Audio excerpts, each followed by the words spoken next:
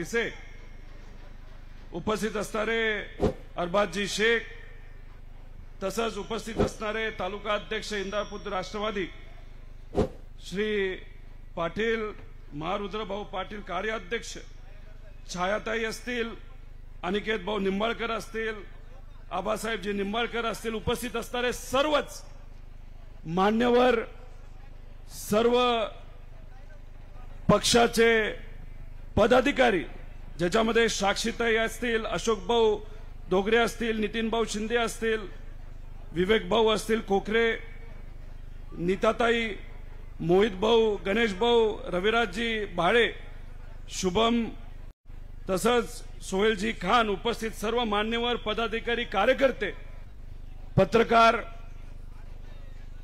व इंदापूर तालुक्याची स्वाभिमानी जनता, उपस्थित सर्वच बंधू आणि भगिनी, ज्यांची आपण सर्वजण आतुरतेने वाट बघत होतो, अशा आपल्या सर्वांचे मार्गदर्शक, आपल्या सर्वांचे नेते आदरणीय पवार साहेबांचं आगमन या ठिकाणी आलंय. जोरदार टाळ्या वाजवून त्यांचा स्वागत आणि सत्कार हा आपण सर्वांनी करावा.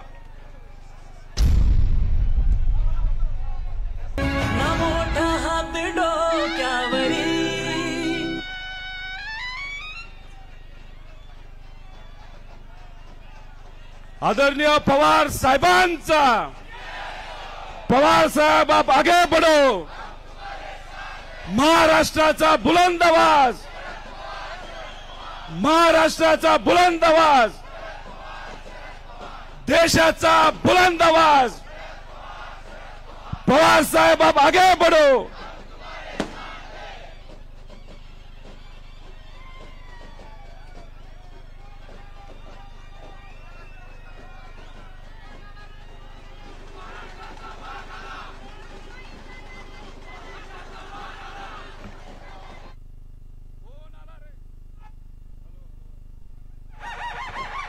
हॅलो,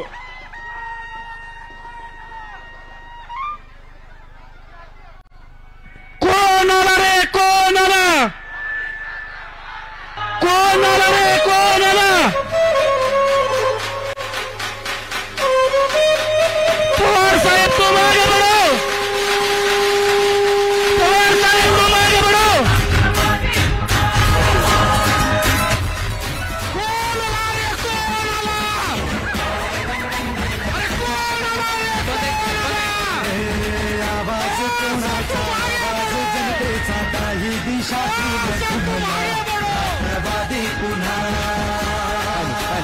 प्रगतीच्या वाटेने जाऊया साथीने, एका मुखाने हो बोला राष्ट्रवादी पुन्हा. आवाज कोणाचा, आवाज जनतेचा, काही दिशातून घुमला राष्ट्रवादी पुन्हा. प्रगतीच्या वाटेने जाऊया साथीने, एका मुखाने हो बोला राष्ट्रवादी पुन्हा.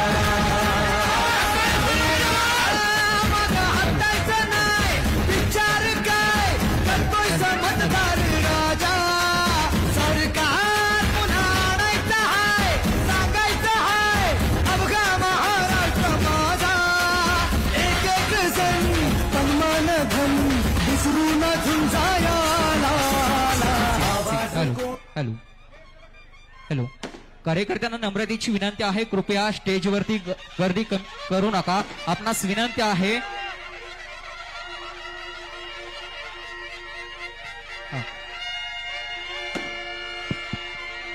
हॅलो हॅलो, सर्वांना विनंती जागेवरती स्थानापन्न व्हावं. सर्व मतदार बंधू भगिनी, शेतकरी बांधव, सर्वांना विनंती जागेवरती स्थानापन्न व्हावं. सर्वांना विनंती आहे, कृपया बसून घ्या, कारण आपण साहेबांचे विचार ऐकण्यासाठी आपण सर्वजण या ठिकाणी उपस्थित आहात. आपणास विनंती आहे, जिथं जागा उपलब्ध असेल आपण तिथं स्थानपन्न व्हायचं आहे.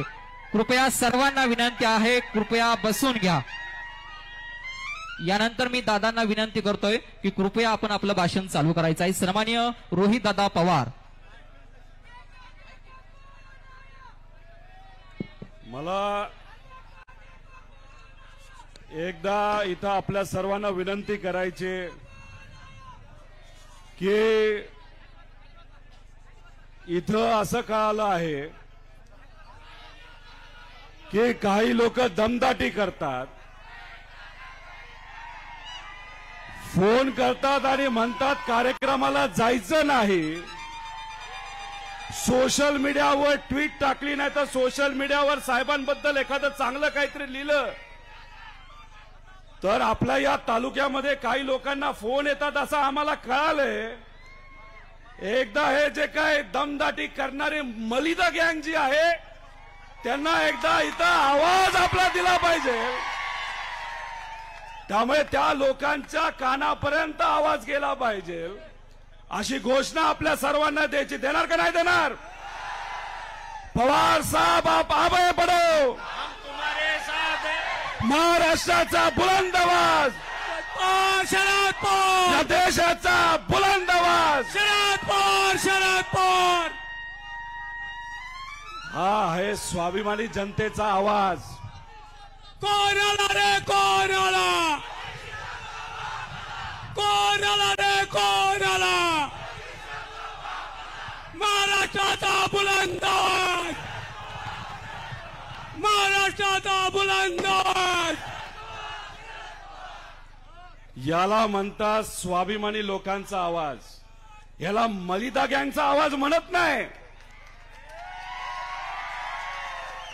याच्या आधी कदाचित इथं सभा झाली असं आम्हाला कळालं, पण त्या सभेमध्ये आवाज नव्हता. बरेच लोक आले होते पण कशासाठी यायचं हे सुद्धा त्यांना माहित नव्हतं. पण इथे असणाऱ्या प्रत्येक व्यक्तीला माहिती कोणासाठी यायचंय आणि उद्याच्या काळामध्ये लोकसभेमध्ये आपल्याला काय करायचंय हे प्रत्येक व्यक्तीला माहिती आहे. तुतारी ही या तालुक्यात वाजवायचीच आहे. राऊत साहेब, इथं अनेक लोकांना फोन आले. आता सुद्धा या तालुक्यामध्ये काही गावांमध्ये जेवण दिलं जाते का तर इथं लोक येऊ नये म्हणून.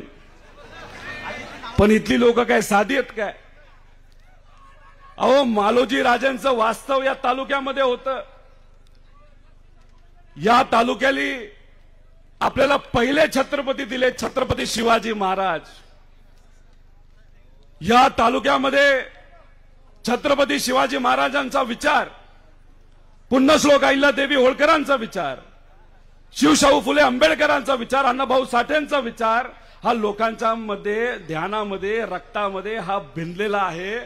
त्यामुळे हे जे काही लोक बोलतात ना, जायचं नाही, करायचं नाही, या दहशताला ही जनता घाबरणारी नाही. अहो, या महाराष्ट्रामध्ये काय चाललंय? फक्त दबाव तंत्र चाललंय. आसपासच्या तालुक्यामध्ये सुद्धा अशाच पद्धतीने फोन केले जातात. मुलांना नोकरीवरनं काढलं जातं, धमक्या दिल्या जातात.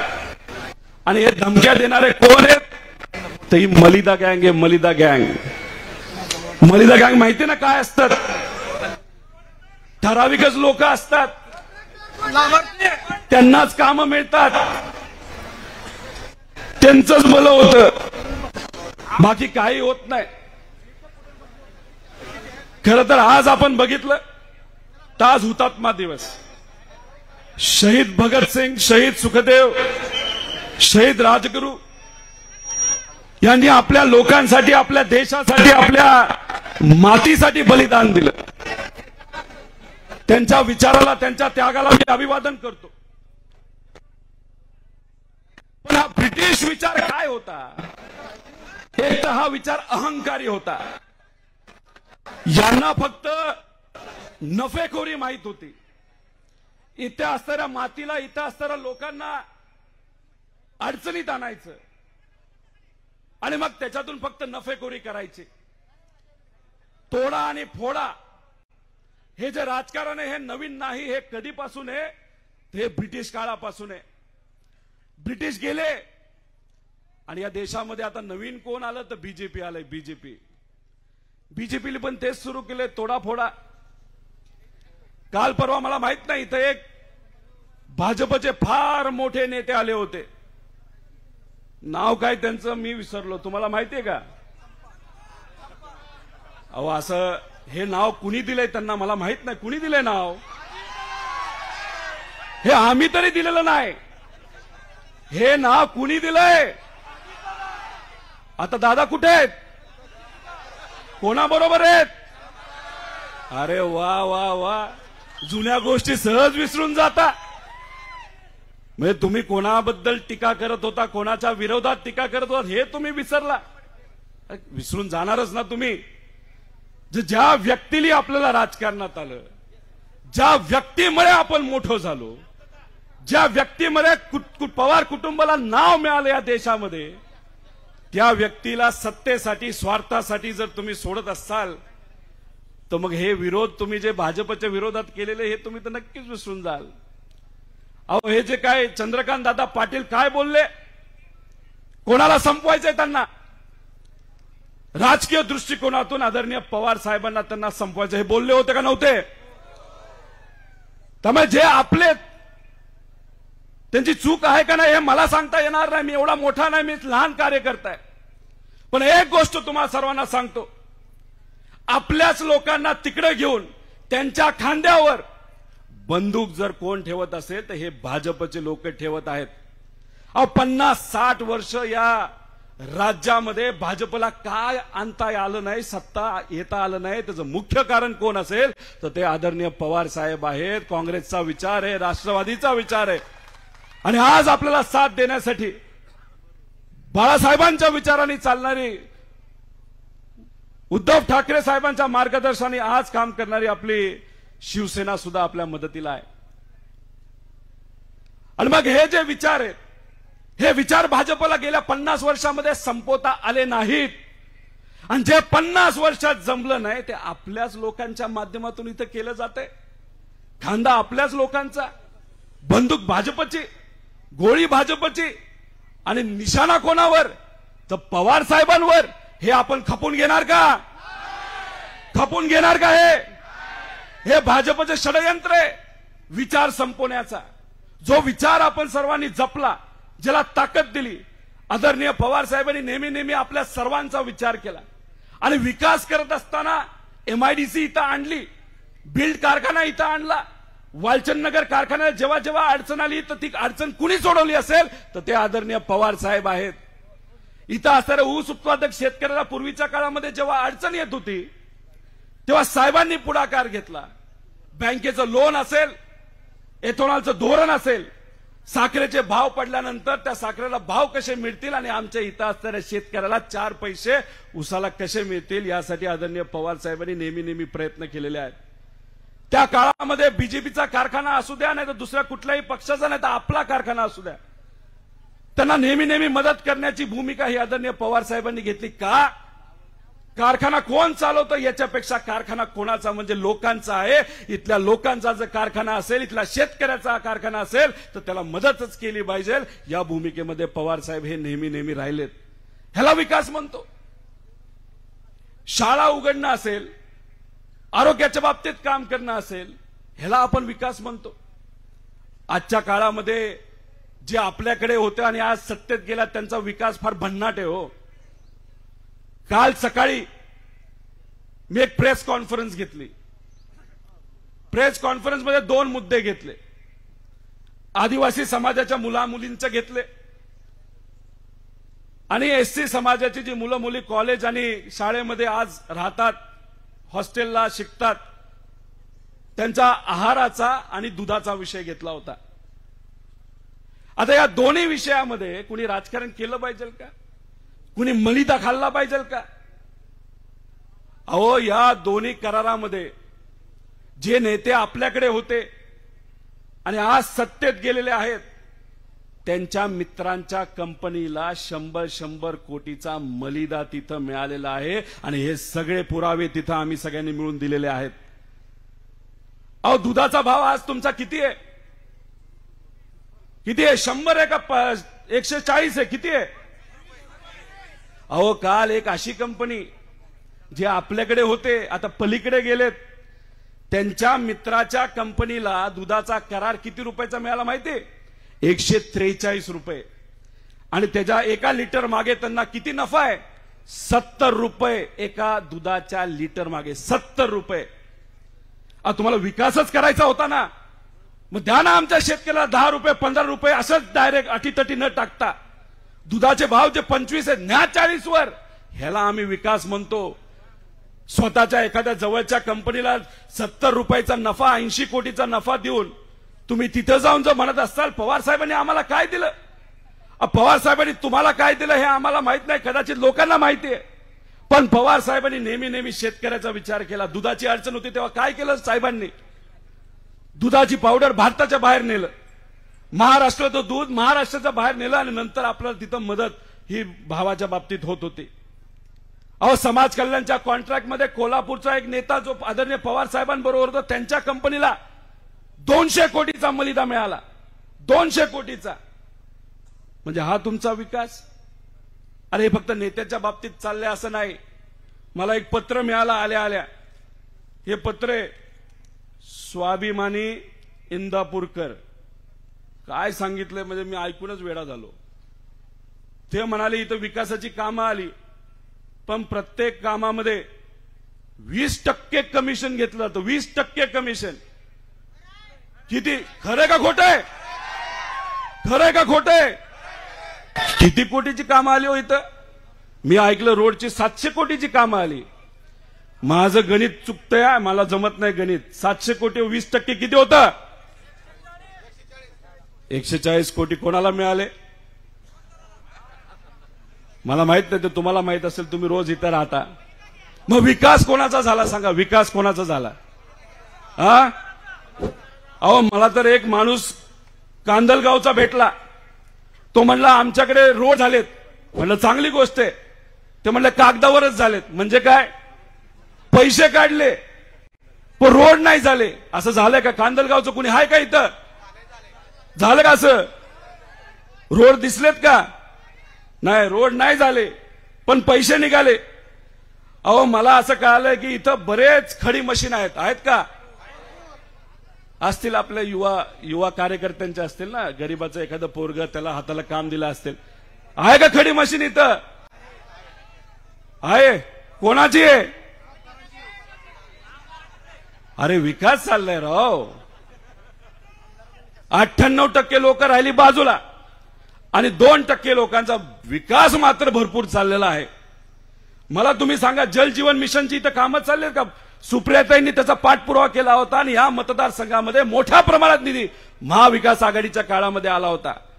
जल जीवन मिशनची कामं कुणी घेतलीत, कुणी. अरे म्हणजे जे काम आलं त्याच्यावर जर 20 25% जर तिथं कमिशन घेतलं जात असेल तर ह्याला विकास म्हणतात का.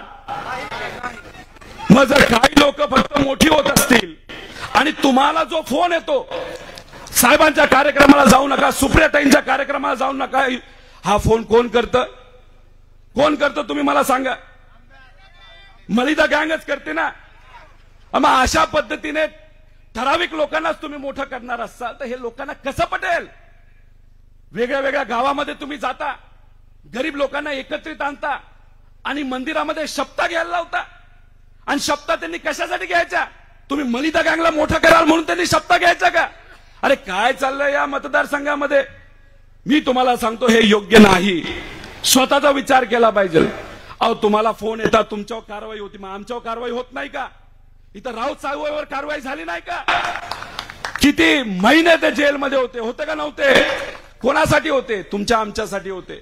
आमच्यावर ज्या कारवाई चालल्यात का, कारण का आम्ही भूमिका घेतली. काय भूमिका घेतली आम्ही, मी चुकलो का हो. तुमच्या घरामध्ये जर एखादी थोर व्यक्ती असेल, वडीलधारी व्यक्ती असेल, त्या व्यक्तीच्या बाजूने विचाराच्या बाजूने तुम्ही थांबणार का नाही थांबणार सांगा. मग मी माझ्या आजोबा बरोबर राहिलो, काय चूक केली याच्यामध्ये. मी माझ्या विचाराबरोबर राहिलो, काय चूक केली का. आणि मग या बलाढ्य शक्तीच्या विरोधात हा छोटासा कार्यकर्ता तुमच्यासारखाच जर लढत असेल आणि कारवाई होणार हे माहित असताना सुद्धा लढत असेल, त्याला खरं म्हणतात विचार. काही लोक म्हणतात वय झालं की भजन करा. अरे वय झालं की फक्त लोक भजन करतात का. अहो मला 5-5 वर्षाची मुलं सुद्धा माहिती जे भजन करतात, कीर्तन करतात. अरे पण त्याला अध्यात्म कळलं पाहिजे, त्याला भजन काय कळलं पाहिजे, सकारात्मक विचार काय असतात हे कळलं पाहिजे. आणि ज्यांना कळतं ते अशा प्रकारचा भेदभाव करत नाही आणि अध्यात्म आणि भजनाबद्दल तर कुणीच बोलत नाही. अहो मी बोललो तर माझं वय काढतात, मला बच्चा म्हणतात. पण चांगले ना, लहान पोरं कशी असतात, बच्चा असतात पण दिलचे सच्चे असतात. आणि आदरणीय पवार साहेबांचं वय काढतात. अरे काय चाललंय? अरे आम्ही युवा असलो ना तरी आज आदरणीय पवार साहेबांकडे बघितल्यानंतर आम्हाला सुद्धा लाज वाटते. 84 वयाचे युवा आहेत ते, आणि ते आपल्यासाठी आणि या महाराष्ट्राच्या स्वाभिमानासाठी आज लढत आहेत. आणि यांच्यावर तुम्ही टीका करता. अरे काय बाबा, काय अवघडच आहे. खरं तर खूप काय आहे, मला बोलायचंय, पण मला आपल्या सर्वांना सांगायचंय की आपल्याला कुठेतरी विकासाच्या बाजूला राहणं फार महत्वाचं आहे. केंद्रामध्ये आपले अनेक विषय असतात. शेतकऱ्याचे विषय आहेत, आरक्षणाचे मुद्दे आहेत. आता इथं राऊत साहेब आहेत. मी त्यांना विचारतो की जेव्हा पार्लमेंटमध्ये खासदार संभाजीराजे साहेब जेव्हा बोलण्याचा प्रयत्न करत होते, भाजपचे नेते आणि तिथं असणारे खासदार त्यांना बोलून देत होते का साहेब? काय विषय मुद्दा मांडत होते? आरक्षणाचा, मराठा आरक्षणाचा मुद्दा. तुम्ही रेकॉर्ड काढा, भाजपचा एक सुद्धा खासदार नाही ज्यांनी मराठा आरक्षणाचा मुद्दा हा पार्लमेंटमध्ये मांडला. कुणीच नाही. गपचूप शांत. आणि तिथं संभाजीराजे बोलण्याचा प्रयत्न करत होते, त्यांना सुद्धा त्यांचा आवाज दाबण्याचा प्रयत्न केला, पण राऊत साहेबांनी पुढाकार घेतला आणि त्यांना तिथं बोलण्याची संधी मिळाली. आणि यांच्याबरोबर अजून कोण व्यक्ती लढत होतं? मराठा समाजासाठी, धनगर समाजासाठी, लिंगायत समाज, मुस्लिम समाज, या सगळ्यांना आरक्षण मिळालं पाहिजे. तर तुमच्या सर्वांच्या लाडक्या खासदार सुप्रियाताई सुळे तिथं लढत होत्या. मग भाजपचे एवढे खासदार महाराष्ट्रातून गेले असतील तर तिथं तोंड का उघडत नाही, का बोलत नाहीत? त्याचं मुख्य कारण असं आहे की भाजप यांना बोलूनच देत नाही. आता कसं चाललंय, 9 खासदारकी मिळणार होती, जावं लागतं का काय दिल्लीला? आम्ही तरी एकच शिकलोय लहानपणीपासून, मराठी माणूस हा स्वाभिमानी माणूस असतो, दिल्ली समोर कधी झुकत नाही. हे आम्हा सगळ्यांना माहित आहे ना. आम्ही इथं आहोत, किती वेळा दिल्लीला जावं लागतंय. 40 आमदार आहेत, 1 खासदार आहे. एकनाथ शिंदे साहेबांकडे पण किती कोण आहेत काय काय आज काय सांगता येणार नाही. जावं लागतंय दिल्लीला, स्वतःच जावं लागतंय. आणि एक असा पक्ष आहे त्यांचा एकच आमदार आहे, खासदार तर सोडाच.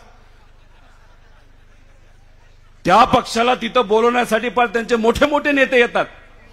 या रे बसा रे बसा रे, ही अशी पद्धत आहे. बाळासाहेब ठाकरे साहेब जेव्हा होते तेव्हा हे दिल्लीतले भाजपचे नेते मातोश्रीवर जायचे, मातोश्रीवर म्हणजे महाराष्ट्रात यायचे आणि तिकिटीचा वाटाघाटी व्हायचा. आणि आज बाळासाहेब ठाकरेंचा विचार घेऊन आम्ही पुढे लढत आहोत. मग तसं असेल तर कशाला जाताय दिल्लीला? कशाला तिथं तुम्ही झुकताय? अहो तुम्हाला माहिती आहे, गेले 3 दिवस झाले उदयनराजे साहेबांना सुद्धा तिथं वेळ मिळत नाही. 3 दिवस झाले दिल्लीत बसले, दिल्लीत.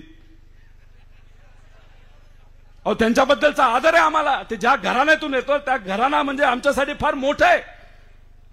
पण त्या घराण्यातल्या एका व्यक्तीला तुम्ही 3 दिवस तिथं बसवता आणि एक आमदार असणाऱ्या पक्षाला तुम्ही एवढं महत्व देता, त्यातून काय संदेश देण्याचा प्रयत्न तुम्ही करत आहात? तो जो कुठला संदेश असेल जो लोकांना कळायला पाहिजे तो कळालेला आहे. आणि या लोकसभेला तो संदेश मनामध्ये घेऊन ही लोक लढणार आहेत. कारण तुम्ही आमचे नेते घेऊ शकता, पण आमचा स्वाभिमान आणि महाराष्ट्रातली ही जनता घेऊ शकत नाही तुम्ही. मला आपल्या सर्वांना जाता जाता एवढंच आहे की आपल्या या बारामतीकडे सगळ्यांचं लक्ष आहे, अख्ख्या देशाचं लक्ष आहे. तुमची जबाबदारी का मोठी एवढं थोडक्यात मी सांगतो. आपण सर्वांनी कुठला विचार जपला? पुरोगामी विचार जपला, शिवशाहू फुले आंबेडकरांचा विचार जपला, पुण्यश्लोक अहिल्यादेवी होळकर अण्णाभाऊ साठे ह्या सगळ्यांचा विचार जपला. ह्यालाच तर आपण म्हणतो ना पुरोगामी विचार. संतांचा विचार जपला.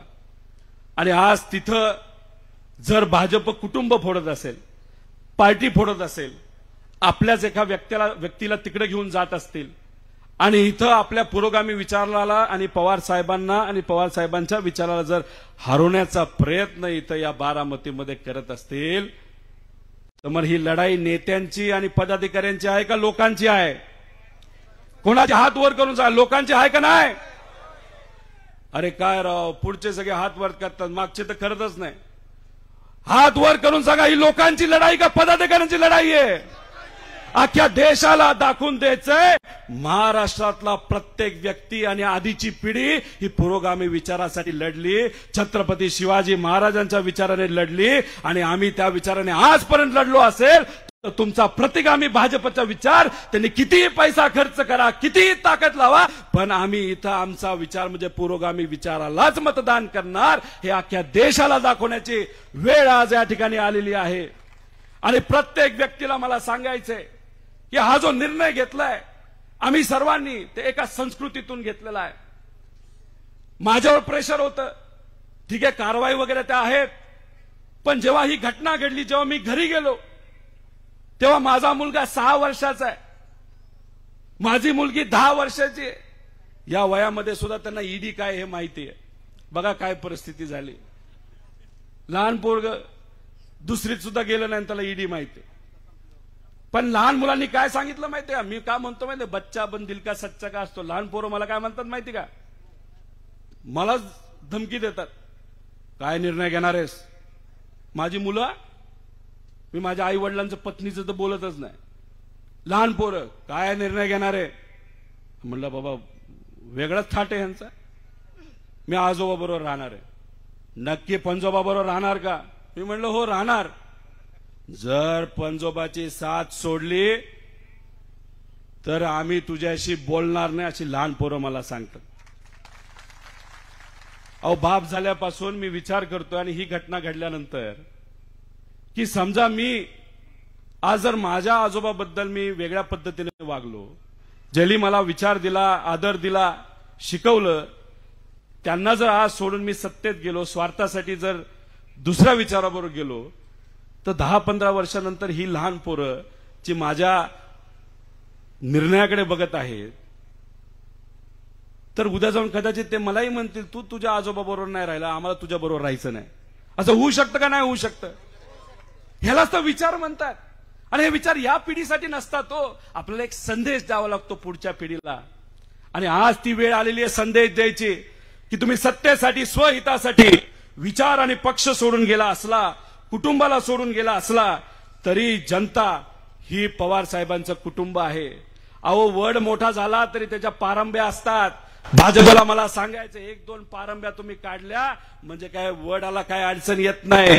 कारण का पवार कुटुंब फक्त पवार आडनावाचं नाही, या महाराष्ट्रातली प्रत्येक स्वाभिमानी जनता म्हणजे आदरणीय पवार साहेबांचं कुटुंब आहे. आणि आजच्या काळामध्ये या कुटुंबाकडनंच, या पवार साहेबांकडनं तिथं लढला जाणार आहे. हे येत्या काळामध्ये आपल्या सर्वांना बघायला मिळेल. पैसा ताकद कितीही असली तरी एकच गोष्ट तुम्हाला सांगतो, लोकांची ताकद ही मोठी असते. आणि या तालुक्यामध्ये जर तुमचा आवाज दाबण्याचा प्रयत्न तुम्ही केला तर एक व्यक्ती नाही तर एक मलिदा गँगचा कार्यकर्ता तिथं आवाज दाबेल, तिथं 100 लोक एकत्रित या. आणि तुम्हाला इथं सांगतो, हा तुमचा कार्यकर्ता तुमच्या बरोबर आहे, सुप्रियाताई तुमच्या बरोबर आहे, आणि आदरणीय पवार साहेब अख्ख्या महाराष्ट्राबरोबर आहे.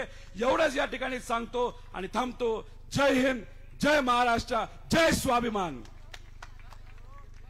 धन्यवाद दादा. यानंतर साहेबांची विनंती की या पुढील वक्त्यांनी आटोपतं घ्यायचं. यानंतर तालुका कार्याध्यक्ष महारुद्र पाटील आपल्याला संबोधित करतील.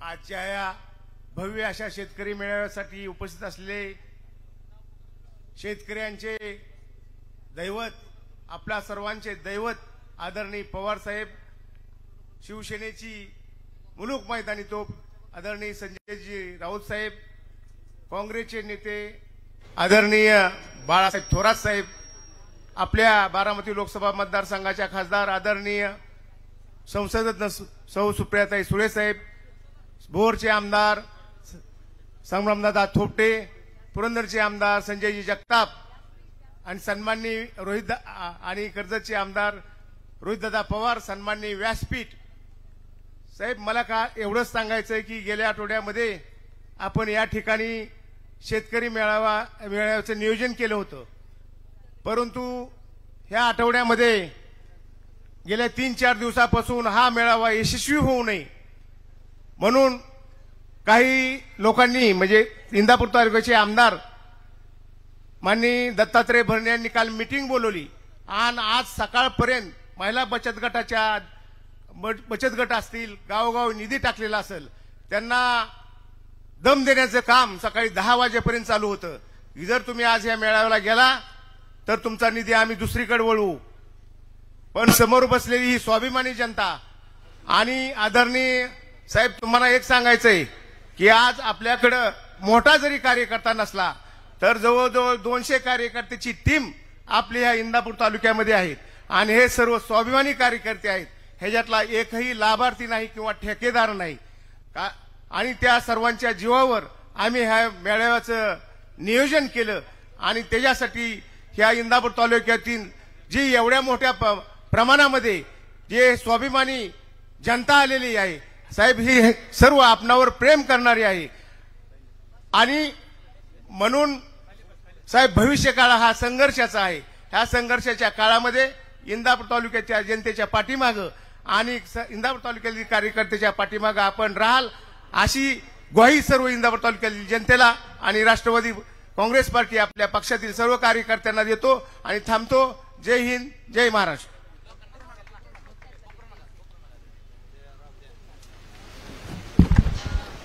आपल्या सर्वांचे नेते, महाराष्ट्राचं देशाचं नेतृत्व आदरणीय शरदचंद्रजी पवार साहेब, या ठिकाणी उपस्थित असलेले आदरणीय खासदार संजयजी राऊत साहेब, राष्ट्रीय काँग्रेसचे नेते, महाराष्ट्राचे माजी मंत्री आदरणीय बाळासाहेबजी थोरात साहेब, उपस्थित असलेले या विभागाच्या खासदार संसद रत्न आदरणीय सुप्रियाताई, या ठिकाणी उपस्थित असलेल्या राजेंद्रदादा पवार, शर्मिला वहिनी, रोहित दादा आणि उपस्थित माझ्या इंदापूर तालुका आणि परिसरातील माझ्या शेतकरी बांधवांनो, ही होणारी निवडणूक एक ऐतिहासिक निवडणूक आहे.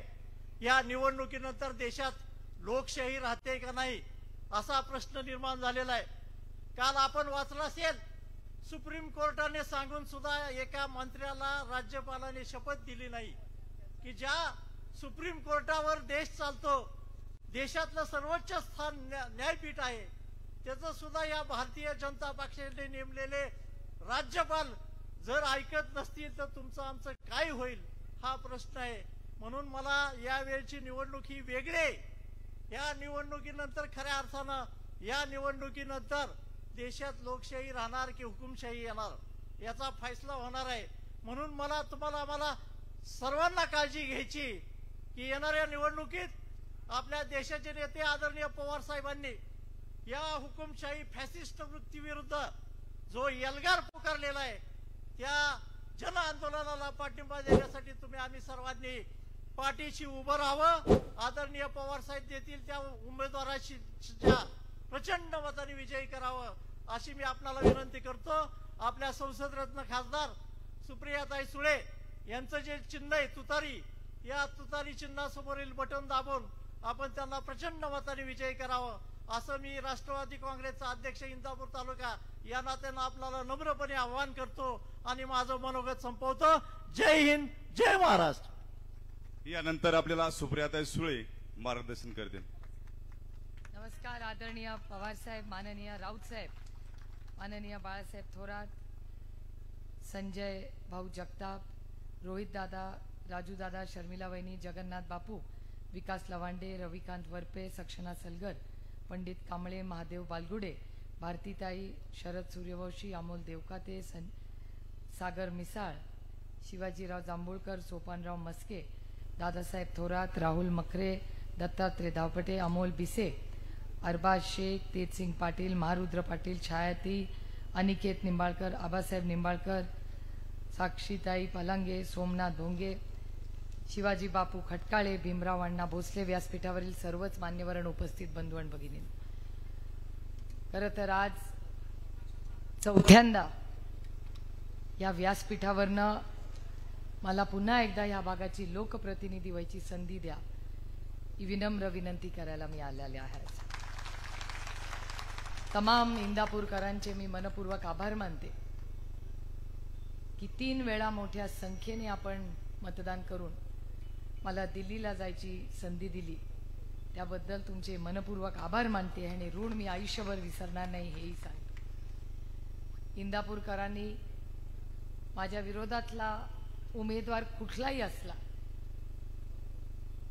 तरी भरभरून माझ्यावर प्रेमही केलं, भरभरून मतदानही केलं आणि बारामती लोकसभा मतदारसंघातले 9 तालुके याच्यात सगळ्यात जास्त गंमत जम्मत आणि आनंदात कुठला दौरा होतो तो इंदापूरमध्ये होतो. इंदापूरमध्ये सगळे कार्यकर्ते सहकारी अनेक वर्ष आदरणीय पवार साहेबांवर प्रचंड प्रेम करणारे आहेत आणि त्याच्यामुळे जेव्हा महारुद्र पाटलांनी सकाळी मला सांगितलं की असे फोन वगैरे येत आहेत, म्हटलं तुम्ही कशाला चिंता करताय, फोनला इंदापूरकर घाबरणार नाहीत. मला वाईट त्या करणाऱ्याचं वाटतं की त्या बिचाऱ्या करणाऱ्या जो फोन केलाय त्याला इंदापूरकरांनी काय उत्तर दिलं असेल त्याची काळजी मला जास्त वाटली.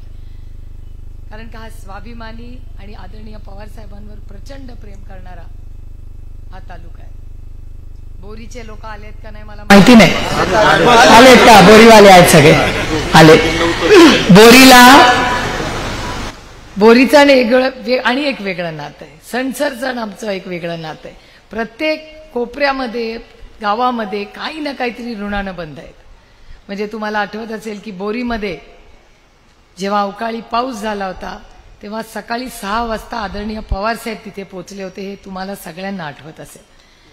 आणि त्याच्यानंतर कोण पोचलं तर श्रीनिवास बापू पोचले.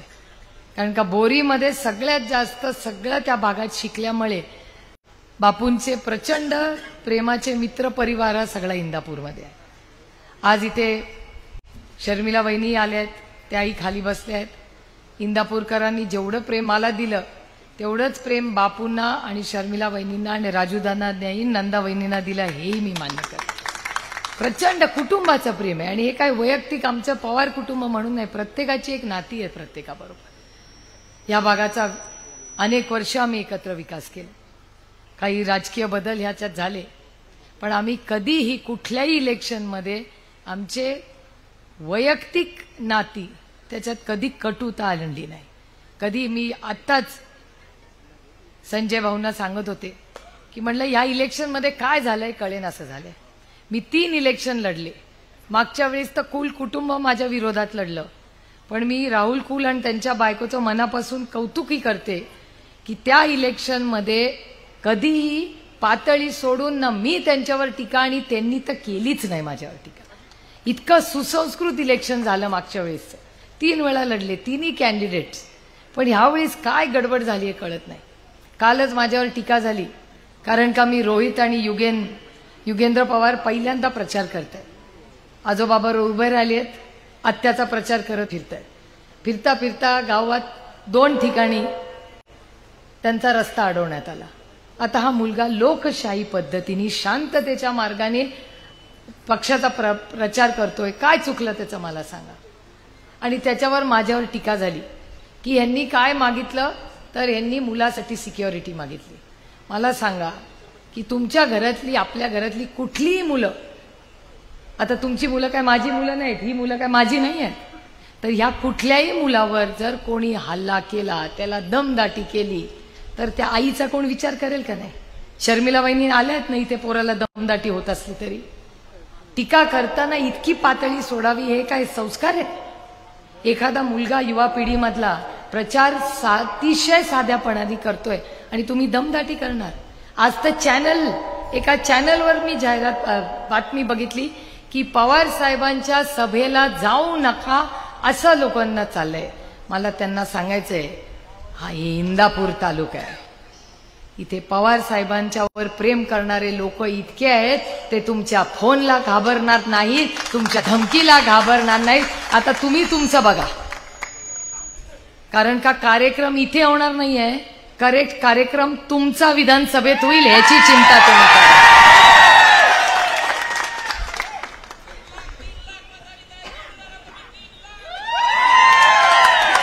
आता ते मतदान ते तू करून घ्यायचं आणि चांगल्या पद्धतीने, त्यांच्यासारखं नाही. आता तुम्ही बघा, आता कुठल्या मशनीचं मिठू सांग बाबा. Washing machine. आता वॉशिंग मशीनचा कार्यक्रम मी नाही करणार आहे, ते राऊत साहेब आहेत. त्याच्यामुळे मी काय आज माझं भाषण ऐकायला कोण नाही आलं. आज सगळे राऊत साहेब, पवार साहेब आणि थोरात साहेबांचं भाषण ऐकायला. कुठल्या? अच्छा, ईव्हीएम मशीन.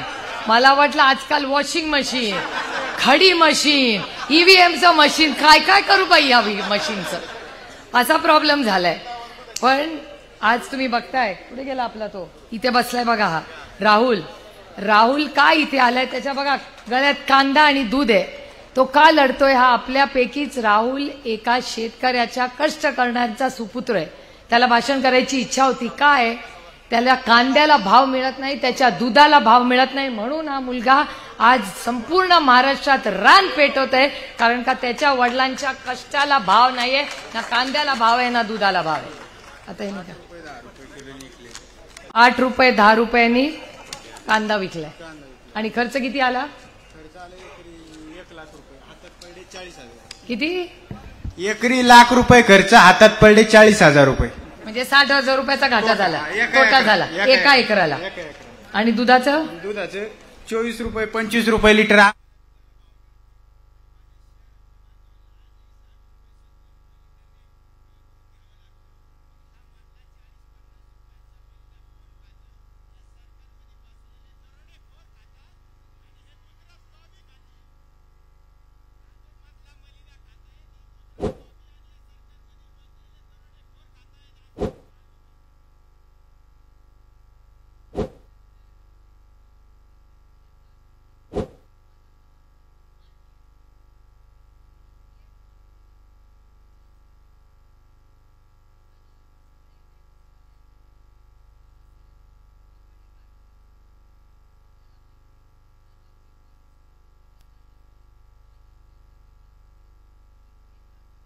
चुकीची इथेनॉल पॉलिसी केल्यामुळे 300 रुपये जे तुमचे हक्काचे होते ते तुम्हाला कमी मिळणार आहेत. कुणाला पैसे मिळणार होते? शेतकऱ्याला मिळणार होते. कमी कोणी केले?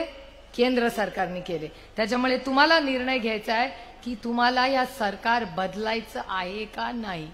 मला माहिती आहे इंदापूरकर काय करणार आहे. इंदापूरकर फार हुशार आहेत आणि फार स्वाभिमानी आहेत. त्याच्यामुळे माझा विश्वास आहे की बाकी कोणी काही बोललं तरी ह्या वेळी इंदापूरमध्ये जोरदार ही तुतारी वाजणार आहे, ह्याची मला गॅरंटी आहे. लोकसभेला पण आणि विधानसभेला पण. आणि ही एक नांदी आहे. तुम्ही बघा, लोकांना वाटलं की पक्ष काढून घेतला, चिन्ह काढून घेतलं, आम्ही रडत बसू. आमच्या आजी शारदाबाई पवारांनी आम्हाला काय शिकवलं? रडत बसायचं नाही, लढत बसायचं. आणि ही लढाई या भ्रष्टाचाराच्या आणि अन्यायाच्या विरोधात आहे. त्यामुळे लोक काय काय बोलतायत, माझ्याकडे पण येतात जे तुमच्याकडे येतं ते. मला त्यांना फक्त एवढंच प्रेमाने सांगायचंय की घटस्फोट घेऊन 6 महिने झालेत. त्याच्यामुळे माझ्यावर टीका करताना विचार करून टीका करा. कारण का एकाच ताटात जेवत होतो आणि मलिद्यात मी नाही. त्या मलिद्यात वाटेकरी मी नाहीये. त्याच्यामुळे मी माझ्यावर आरोप करणाऱ्यांना चेतावणी देते, विनंती करते की कुणालाही माझ्यावर जो आरोप करायचा आहे, मी इंदापूरच्या चौकात येते. तुम्ही या तुमच्या सोयीनी तुम्ही म्हणाल त्या विषयावर चर्चा करू, तुम्ही म्हणाल त्याच्यावर करू. पण विकास झाला का? हो झाला. तो कोणी केला? तर तो महाविकास आघाडीने केला. मंत्रिपद कोणी दिलं? ते काँग्रेस आणि महाविकास आघाडीने केलं. आभार कुणाचे मानायचे? उद्धव ठाकरे, शरद पवार आणि काँग्रेस पक्षाचे आभार माना. कारण का जो जो विकास हा इंदापूरमध्ये झालाय तो काँग्रेसच्या विचारांनीच केलेला आहे. हे सत्य कोणी बदलू शकणार नाही. मला सांगा, वीज कोणी आणली इंदापूरमध्ये? काँग्रेसच्या विचारांनी आणली. शाळा कोणी आणल्या? काँग्रेस विचारांनी आणल्या. कॉलेज कोणी आणली? काँग्रेसनी आणली. बँक कोणी काढली ज्याच्यावर सगळे आहेत? काँग्रेसनी काढली. अहो, हे मोठं ऑफिस आहे ना, ते पण काँग्रेसचंच ऑफिस आहे की नाही? कारखाने कोणी काढले? काँग्रेसनीच काढले. रस्ते कोणाच्या काळात झाले? काँग्रेसच्या काळात झाले. आणि मोठे सगळे रस्त्याची कामं झाली ना, ती पण काँग्रेस राष्ट्रवादीच्याच काळात झाली, जेव्हा आपल्या इंदापूरकडे लाल दिवा होता. हे लाल दिव्यात इंदापूरचा लाल दिवा कोणी काढून घेतला? भारतीय जनता पक्षाने काढून दिला. आपलं राज्य होतं तेव्हा होता की नाही लाल दिवा? काढून कोणी घेतला? आजच्या सरकारने. करायचं असतं तर आम्हाला द्यायचं एक लाल दिवा इंदापूरकरांना. राजकारण, महागाई, बेरोजगारी, भ्रष्टाचार याच्यावर आता बोलतीलच राऊत साहेब, त्याच्यामुळे मी फार वेळ घेणार नाही. आपल्या बाकीच्या सभा चाललेल्याच असतात. पण आज मुंबईवरून आवर्जून या सभेसाठी आज राऊत साहेब आणि बाळासाहेब आले. त्या दोघांचेही मी मनपूर्वक आभार मानते आणि त्यांना शब्द देते की आज मी त्या दिवशी भोरला बोलले होते की आम्ही, आता आम्हाला विचारतात पत्रकार, तुम्ही किती सीट लढणार? आम्ही 48 सीट महाराष्ट्रात लढणार आणि सगळ्या जिंकून आणण्यासाठी आम्ही प्रयत्न करणार. आज एवढ्या मोठ्या संख्येने आज महारुद्र पाटील, तेजसिंग आणि सगळ्या टीमनी ही एवढी मोठी, मला पत्रकार, एक दिल्लीवरनं पत्रकार आली होती, आहे का नाही ती इथे फिरते, तिने मला विचारलं इंदापूरची सभा कशी होणार? म्हटलं का नाही होणार? ते म्हणले तुमचे सगळे मोठे नेते गेले. म्हटलं आमचे नेते जरी एका वेगळ्या पक्षात आले तरी आमचे कार्यकर्ते जागेवर आहेत. त्याच्यामुळे एवढी मोठी सभा आज इंदापूरमध्ये होते. त्याच्यामुळे मला बाकी काही बोलायची गरज राहिली नाही. सगळे पत्रकार पण माझ्याकडे प्रेमाने बघून हसतायत, कारण का त्यांनाही ते माझ्यापेक्षा जास्त हे सगळं बघतात. पण एक आनंदाचा आणि स्वाभिमानाचा दिवस आज आपण इंदापूरमध्ये साजरा करतोय. आपण जे 3 वेळा मला मतदान करून इथे आपल्या सगळ्यांची लोकप्रतिनिधी म्हणून व्हायची संधी दिली, पुन्हा एकदा मेरिटवरचं माझं काम बघून तुमची ही लेख देशामध्ये पार्लमेंटमध्ये, आणि तिथे माझा सगळा सोयरा मला मतं देत नाही, तिथे मार्क पण देत नाही. देणारा कोण आहे तर भारतीय जनता पक्षाचा मंत्री मार्क द्यावे लागतात. पण ह्या देशामध्ये 1 नंबरचं जे बक्षीस गेले 10 वर्ष खासदारकीचं मिळतंय ते तुमचा खासदार सुप्रिया सुळेला मिळतंय. त्याच्यामुळे माझं मेरिट बघून मला मतदान करा, एवढीच विनम्र विनंती करून आपली रजा घेते. जय हिंद, जय महाराष्ट्र, जय आघाडी. धन्यवाद ताई. यानंतर बहुजन मुक्ती पार्टीचे राष्ट्रीय महासचिव ऍडव्होकेट राहुल मखरे आपल्या थोडक्यात मार्गदर्शन करतील. यानंतर बाळासाहेब थोरात साहेब आपल्याला मार्गदर्शन करतील.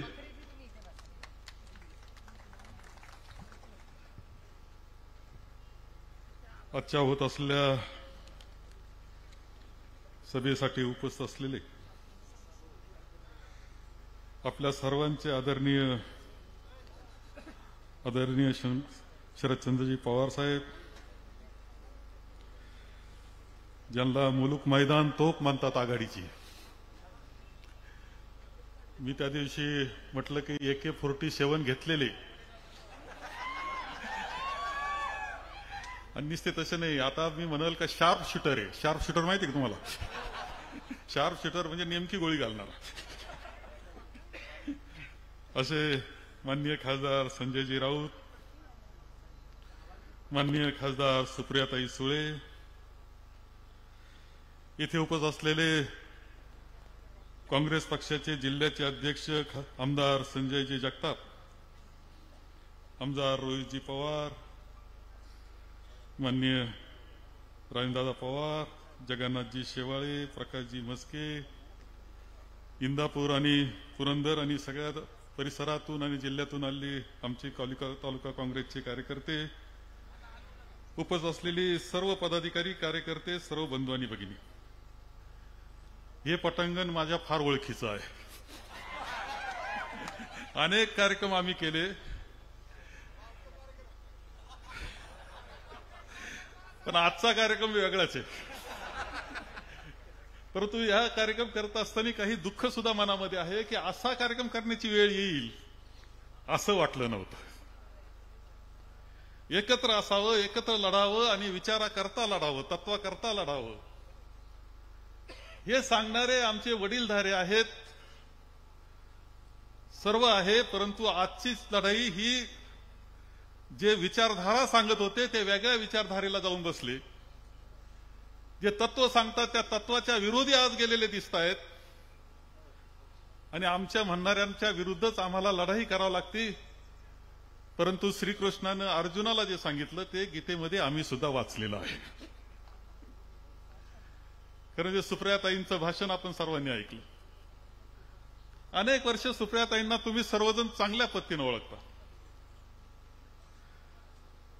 आपण पाहिलं की एवढ्या मोठ्या कुटुंबामध्ये जन्माला येऊन, पवार साहेबांच्या कुटुंबामध्ये त्यांच्या पोटी जन्माला येऊन, ताईनं कधी तोरा केलेला आपल्याला दिसणार नाही, रुबाब केलेला दिसणार नाही. सहजता आहे, साधेपणा आहे, मन मोकळंय आणि सर्वांना आपल्या कुटुंबातली मुलगी वाटावी, बहीण वाटावी असं त्यांचं व्यक्तिमत्व आहे. परंतु या साधेपणामध्ये सुद्धा त्यांची हुशारी खूप मोठ्या पद्धतीने दिसते. त्या ज्यावेळेस संसदेमध्ये भाषण करतात त्यावेळेस त्यांचं संसदेतलं भाषण मुद्दाम सगळ्यांनी आपण ऐकलं पाहिजे की राजकीय भाषण कशा पद्धतीचं असलं पाहिजे, कसे विचार मांडले पाहिजेत. त्यांना संसद रत्न पुरस्कार सातत्यानं मिळतो. तो काय सहज द्यायचं काय त्या कवड्या रवड्या नाही येत, घातलं पोत्यात हातन दिला असं नाही. ते 5 वर्ष सातत्यानं काही परीक्षक असतात, ते परीक्षक अभ्यास करतात, मुद्दे कसे मांडले, मार्क टाकतात आणि मार्कामुळे संसद रत्न पुरस्कार मिळत असतो हे आपल्याला यात सांगितलं पाहिजे. आणि म्हणून ताईचं तर खरं सगळ्यांनी टाळ्या वाजून अभिनंदन केलं पाहिजे की योग्य प्रतिनिधित्व तुम्ही केलेलं आहे. तुम्ही पुण्यावाल्यांनी जोड मात्र भारी दिली. डॉक्टर अमोल कोल्हेंचं भाषण खरं म्हणजे तुम्हाला माहित नसेल, अमोल कोल्हे बोलतात ना, त्यांची कविता काय सुंदर कविता केली होती. ताईची आणि अमोल कोल्हेची जोड निवळ त्यांच्या व्यक्तिमत्वाला मोठं करत नाही, तुमच्या पुणे जिल्ह्याला मोठं करतायत आणि महाराष्ट्राला मोठं करतायत ते तुम्हाला सांगतो. आणि अशा वेळेस आपलं हे व्यक्तिमत्व, आपल्या कुटुंबातलं असं व्यक्तिमत्व ज्यावेळेस विधान आपल्या लोकसभेला उभं राहतंय त्यावेळेस तुम्ही सांगितलं पाहिजे, ताई तुम्ही प्रचार करायचा करा, कुठं प्रचाराची गरज नाही, आम्ही भक्कम तुमच्या पाठीशी. हे सांगण्याचा आजचा दिवस आहे, इंदापूरवाल्यांनी सांगण्याचा दिवस आहे. पवार साहेब आज आहेत, या वयामध्ये सुद्धा लढतात. खरं सांगतो तुम्हाला की पवार साहेबांनी मी खूप वर्ष एकत्र पद्धतीनं पवार साहेबांच्या नेतृत्वाखाली, मार्गदर्शनाखाली आम्ही राहिलो आहोत. त्यांचं काम जवळून पाहिलंय. पवार साहेब दिल्लीत असायचे, दिल्लीमध्ये ज्यावेळेस सकाळची वेळ असायची ना, तर देशातले सगळ्या पक्षाचे, कोणता पक्ष असू, पवार साहेबांकडे बाहेर बसलेला असायचा, समस्या सांगायचा, 3 मिनिटात बाहेर जायचा, हसत जायचं. पक्ष कधी त्यांनी पाहिला नाही. माणसाचा प्रश्न जर योग्य असेल तर तो सोडवण्याकरता त्यांनी प्राधान्य घेतलं. मी हे पाहिलं पवार साहेबांच्या बाबतीत की अनेक मोठे कार्यक्रम दिल्लीला झाले असतील, परंतु पवार साहेबांचा 75वीचा कार्यक्रम हा अभूतपूर्व होता असं म्हणलं तर वावगं ठरणार नाही. देशातले सगळे प्रमुख नेते त्यावेळेस व्यासपीठावर होते. मुद्दाम तो फोटो आजही पहा, बारामतीच्या त्यांचं जे त्यांनी केलेलं दालन आहे त्यामध्ये त्यांनी लावलेलं आहे. सगळे देशातले प्रमुख नेते एका वेळेस स्टेजवर होते, सगळ्या पक्षाचे. हा एक सन्मान आहे आणि हा सन्मान देणारं व्यक्तिमत्व आपल्या महाराष्ट्राचं आहे, याचा अभिमान आपल्या सगळ्यांना असला पाहिजे. आज पवार साहेब या वयामध्ये लढतायत, काय आवश्यकता एवढा त्रास घेण्याची.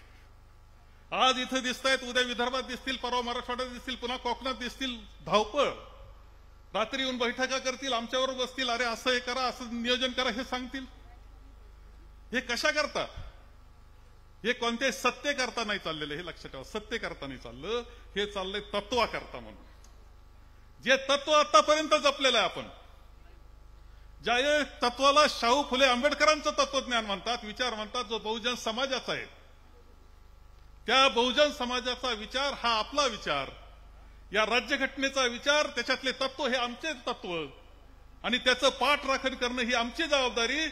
हे जाणून आज आदरणीय पवार साहेब ही धावपळ करतायत. राहुल गांधींच्या पदयात्रा असेल, 4560 किलोमीटरची पदयात्रा, कन्याकुमारी पासून तर काश्मीर पर्यंत. आता पुन्हा सुद्धा मणिपूर पासून मुंबई पर्यंत आले. गर्दी, गोंधळ, वारा वाट, काही ऊर त्याच्यात चालत राहिले. हे सत्य करता चाललेलं असं समजायचं काही कारण नाही. हे चाललंय तत्वा करता. उद्धवजी लढतायत, रोज नवे संकट आहेत उद्धवजी ठाकरेंच्या भोवती, तरी ते लढत असताना आपल्याला दिसत आहेत. दमलेले दिसत नाही, उत्साह दिसतात, लढतात. कारण या सगळ्यात नेतृत्वांना एक गोष्ट माहिती आहे की ज्या विषयाकरता आपण लढतो ते शाश्वत विषयाकरता आपण लढतो, देशाच्या हिताकरता आपण लढतो, देशाच्या विकासाकरता लढतोय आणि सामान्य माणसाच्या अधिकाराकरता आपण लढतो.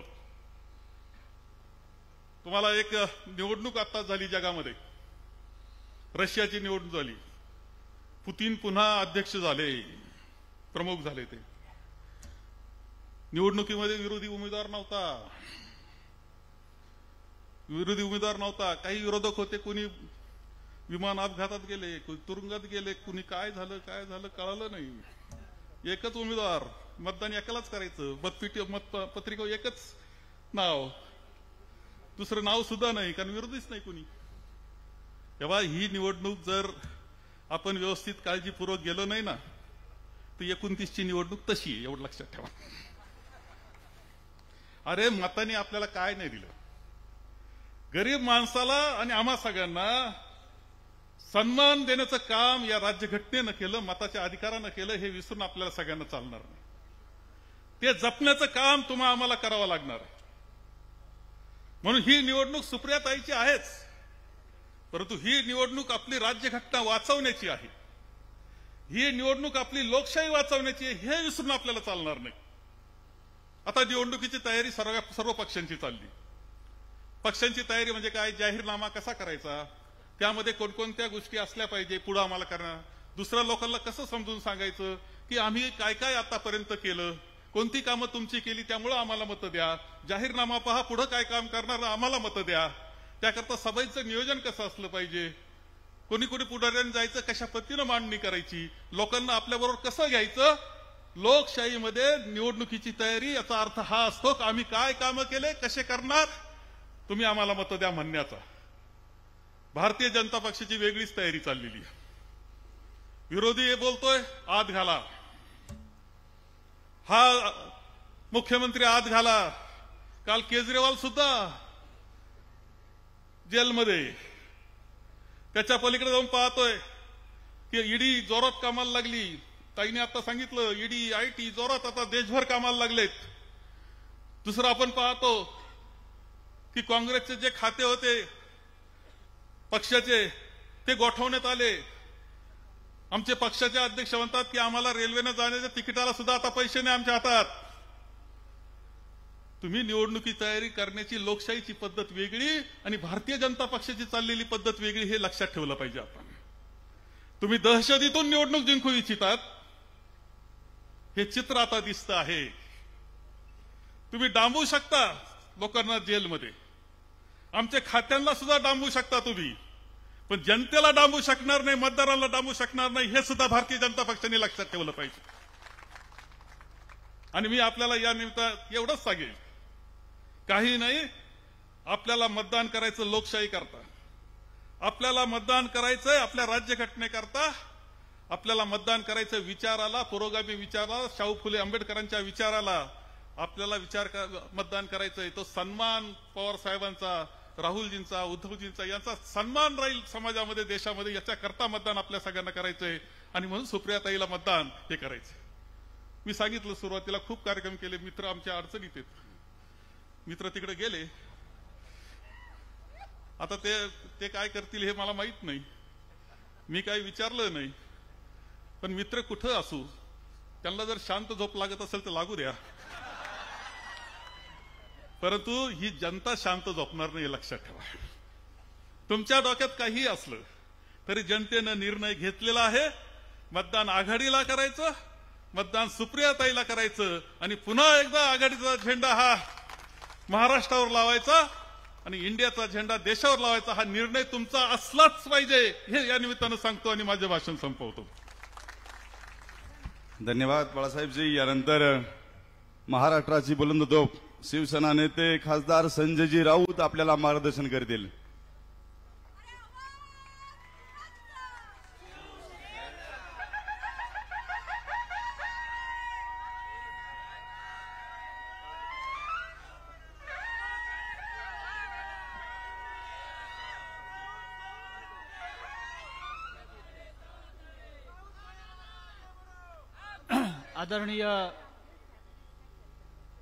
आदरणीय माननीय शरद पवार साहेब, सन्माननीय बाळासाहेब थोरात, सुप्रियाताई, रोहितजी, व्यासपीठावरील सर्व महाविकास आघाडीचे, काँग्रेस, राष्ट्रवादी काँग्रेस, शिवसेना, अन्य पक्ष आणि या तळपत्या उन्हात इंदापूरला बाळासाहेब थोरातांच्या ओळखीच्या पटांगणात जमलेले सर्व बांधवांनो, शेतकरी बांधवांनो,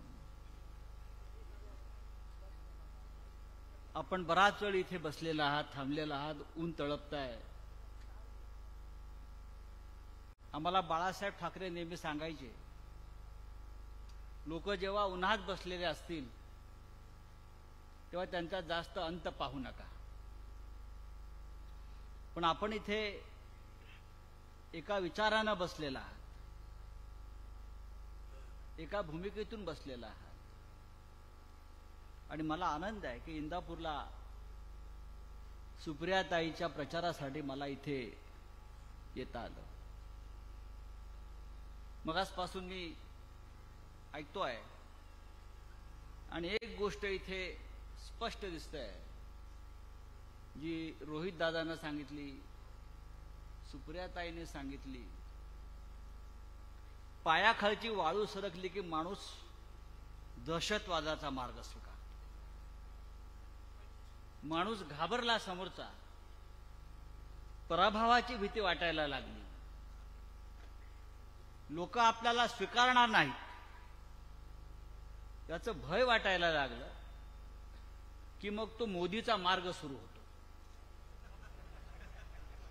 की धमक्या द्यायच्या, पोलिसांचा वापर करायचा.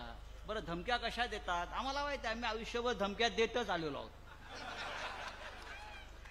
तुम्हाला धमक्या नवीन असतील, आम्ही धमक्या घेतो सुद्धा, धमक्या देतो सुद्धा. त्याच्यामुळे धमक्या वगैरे हा जो प्रकार सुद्धा या भागात चाललेला आहे, हा डरपोकपण आहे. आणि धमक्या समोर येऊन कोणी देत नाही, धमक्या नेहमी फोनवर दिल्या जातात, आवाज बदलून. पण महाराष्ट्राला असे आवाज बदलून धमक्या देणाऱ्यांची आता काळजी नाही. तुमचं अस्तित्व फार थोडं आहे. तुम्ही बारामतीत धमक्या द्याल, पण तुम्हाला मुंबईत यायचं हे लक्षात ठेवा.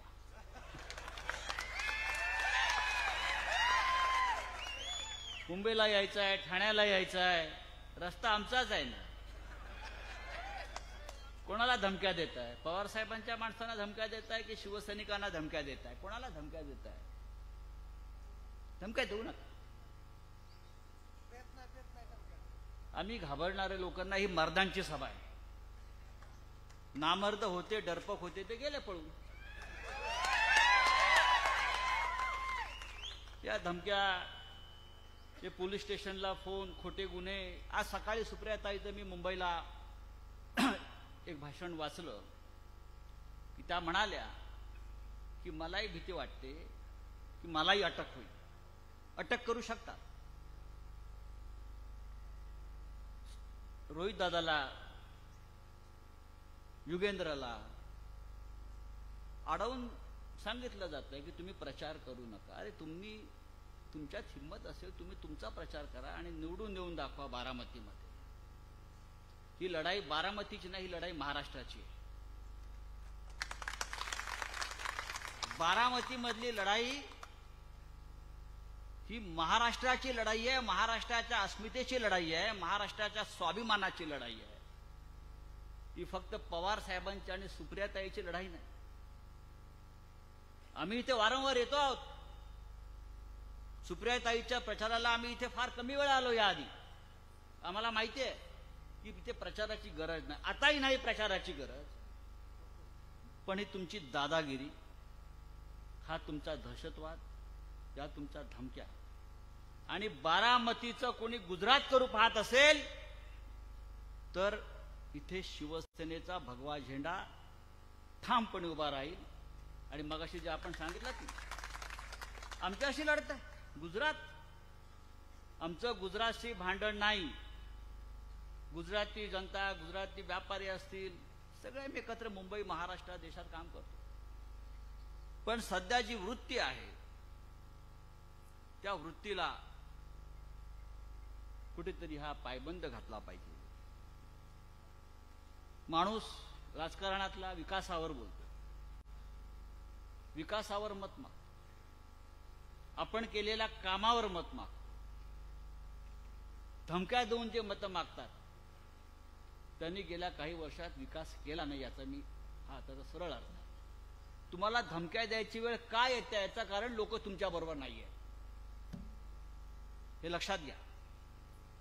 देवेंद्र फडणवीस तुमच्या सगळ्यांचे नेते,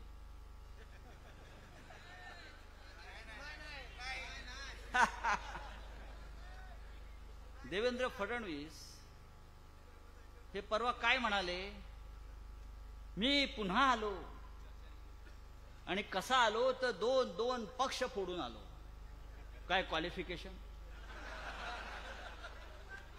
राजकारणातला माणूस सांगतो मी रस्ते केले, मी इमारती बांधल्या, मी इस्पितळं बांधली, मी लोकांना शिक्षण दिलं, मी लोकांना आरोग्यविषयक सुविधा दिल्या, बरं का, मी लोकांचं जीवनमान उंचावलं आणि म्हणून मी राजकारणामध्ये आहे. पण हे महाशय म्हणतात मी आलो दोन पक्ष फोडून आलो.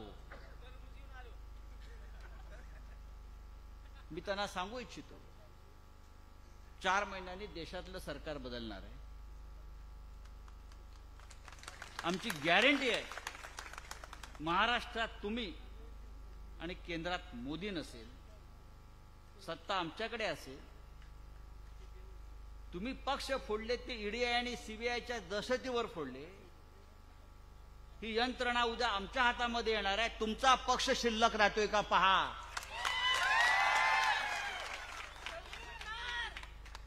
काय फुटणार लक्षात ठेवा. आमचे मित्र इथे हर्षवर्धन पाटील साहेब आहेत. मगाशी बाळासाहेब थोरातांना त्यांची आठवण झाली. त्यांना शांत झोप लागते, पण मला वाटत नाही गेल्या काही दिवसापासून ते शांत झोपले असतील. त्यांना शांत झोप लागू द्या अशी मी प्रार्थना करतो. पण जर त्यांना स्वाभिमान असेल, जर मराठी म्हणून अस्मिता असेल, जर या महाराष्ट्रावर प्रेम असेल, तर या महाराष्ट्राच्या अस्मितेला आग लावण्याचा प्रयत्न सुरू असताना कोणत्याही मराठी नेत्यानं आणि मराठी माणसानं शांत झोपू नये अशा प्रकारचं वाटतं. जो आज शांतपणे झोपला तो महाराष्ट्राचा दुश्मन आहे. महाराष्ट्राला आग लावण्याचा प्रयत्न सुरू आहे, महाराष्ट्राच्या अस्मितेला चूड लावण्याचा प्रयत्न आहे. आणि तुम्हाला जर शांत झोप लागत असेल अशा परिस्थितीमध्ये मला असं वाटतं तुम्ही या मातीतले मराठी माणूस म्हणून सांगायला लायक नाही. मध्ये त्यांना आव्हान आहे, उतरा मैदानात. या महाराष्ट्रासाठी, या मराठी अस्मितेसाठी. त्यांच्या मनातली अस्वस्थता अलीकडे आम्हाला जाणवते. त्यांच्या जीवनातली शांतता भारतीय जनता पक्षानंच खतम करून टाकलेली आहे. हा पक्ष कोणालाही शांत आणि सुखी झोप लागू देणार नाही. फक्त दोघांनाच झोप लागते शांतपणे, दिल्लीमध्ये. आणि पुढल्या काही काळामध्ये ह्यांना आपण गुजरातला पाठवू, तिथे शांतपणे झोपा. नाहीतर जिथे केजरीवाल गेले, जिथे हेमंत सोरेन गेले, ज्या तुरुंगात आम्हाला ठेवलं त्या तुरुंगात तुम्हाला शांत झोप लागेल, ही आम्ही तुम्हाला गॅरंटी देतो. शेतकऱ्यांचा प्रश्न, कष्टकऱ्यांच्या प्रश्नावरती मगासपासून आपण बोलतो आहोत. पवार साहेब बोलतील, सुप्रियाताई बोलल्या. हा तरुण कार्यकर्ता गळ्यामध्ये कांद्याचं माळ आणि दुधाचं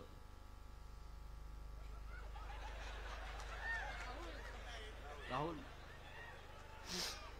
आम्ही रेड्याचंही दूध काढू शकतो, लक्षात घ्या. भाव कोणाला आहे? कांद्याला भाव नाही, दुधाला भाव नाही, काहीच भाव नाही. भाव कोणाला? भाव गद्दार आमदाराला आहे, भाव गद्दार खासदाराला आहे. 50 कोटी, 100 कोटी त्यांना भाव आहे. आणि आमच्या कांद्याला भाव नाही, आमच्या कष्टकऱ्याच्या मालाला भाव नाही. मोदीने काय सांगितलं होतं 2014 साली? नाही, तो खातोच आहे. मोदींनी सांगितलं होतं की शेतकऱ्यांचं उत्पन्न आम्ही डबल करू. 2014 साली नरेंद्र मोदी म्हणत होते की किसानों की आमदनी मैं डबल कर दूंगा. मी असं म्हणतो आम्हाला ते अच्छे दिन नको आहेत. 2014च्या आधीचे अच्छे दिन आम्हाला परत द्या, तुमच्या अच्छे दिन आम्हाला नको आहे.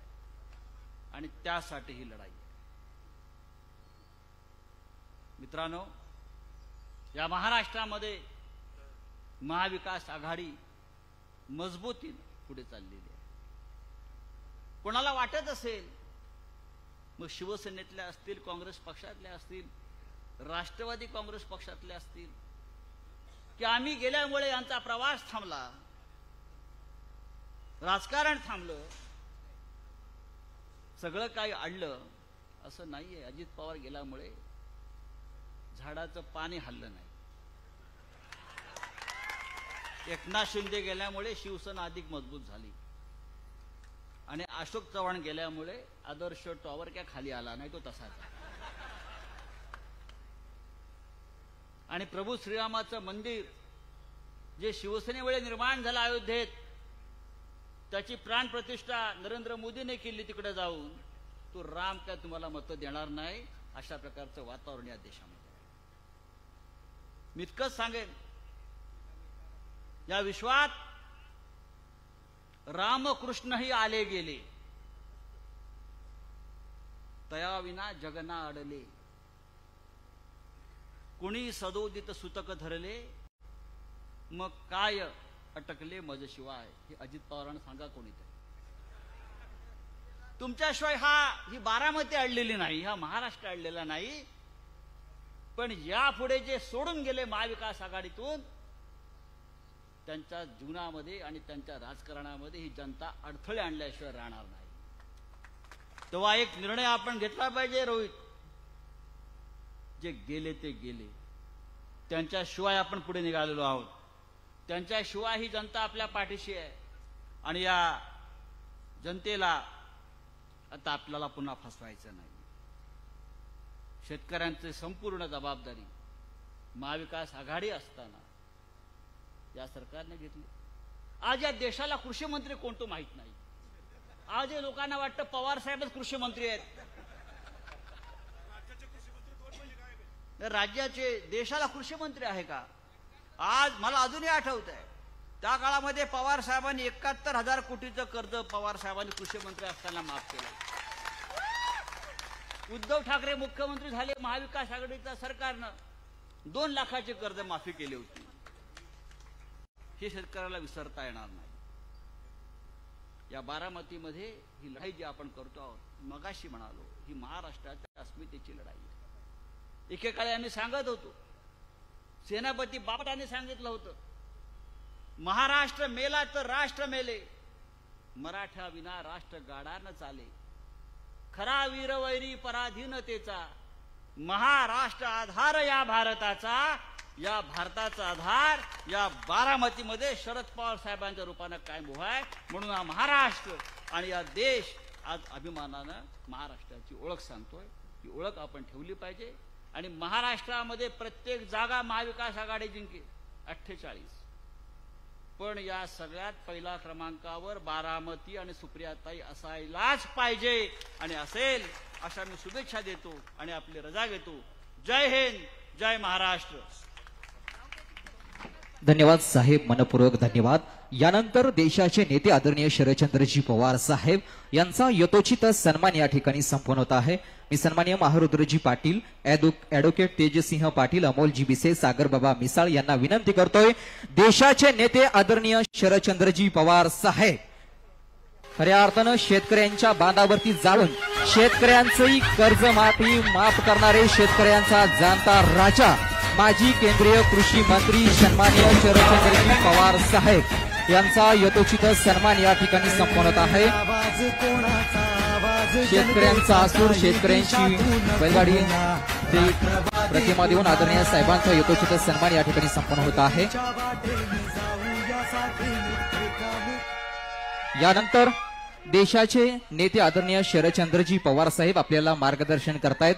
खरं तर वस्ताद हा पैलवानाला सगळे डाव शिकवतो, पण एक डाव कायम राखून ठेवतो तो डाव म्हणजे आदरणीय शरदचंद्रजी पवार साहेब. साहेबांसाठी एकदा जोरदार टाळ्या.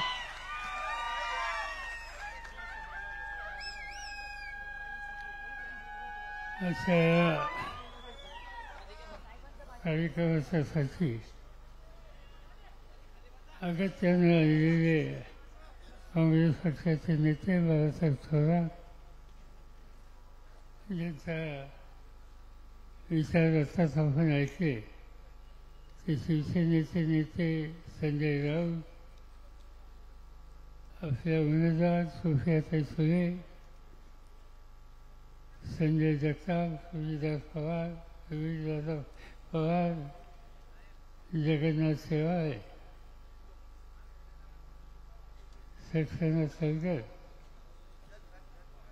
या ठिकाणी उपस्थित असलेले वेगवेगळ्या पक्षांचे नेते,